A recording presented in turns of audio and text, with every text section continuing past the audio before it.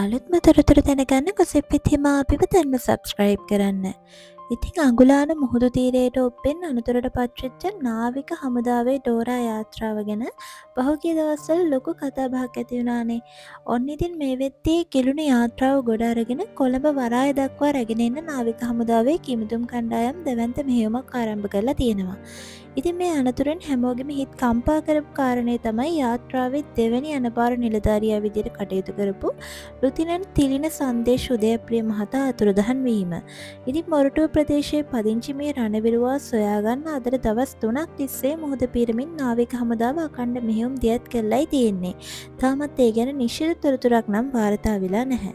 ඉතින් අනතුරට පත්වෙච්ච ඩෝරා යාත්‍රාව කොළඹට ගේන එක හිතන තරම් ලේසි වැඩක් වෙලා නැහැ. ඉතින් ඊයේ දවසේ මාධ්‍ය කණ්ඩායම් පවා මේ මුහුදු ප්‍රදේශයට ගිහිල්ලා තිබ්බා. ඉතින් මේ යාත්‍රාව ගොඩට ගේන මෙහෙයුම් පටන් ගත්තත් එකපාරට මුහුද රළුන් නිසා ඊයේ හවස වෙනකොට යාත්‍රාව දෙහිවල සහ බම්බලපිටිය අතර මුහුදේ නවත්තලා තියන්න සිද්ධ වෙලා තියෙනවා. ඉතින් කොහොම වුණත් අද උදේ ඉඳන් අයමත් යාත්‍රාව වරායට ගේන මෙහෙයුම ආරම්භ කරලා තියෙනවා. කොහොම වුණත් මේ වෙද්දි මුළු රටම ප්‍රාර්ථනා කරන්නේ අතුරුදහන් වෙලා ඉන්න ලුතිනල් තිල්න සංදේශ රණවිරුවා ගැන ඉක්මනින්ම සුබ ආරංචියක් අහන්න ලැබෙන්න කියලයි.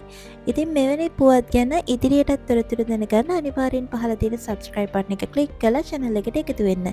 එහෙනම් අලුත් gossip එකක් අරන් එනකන් හැමදිනාටම සුබ දවසක් වේවා.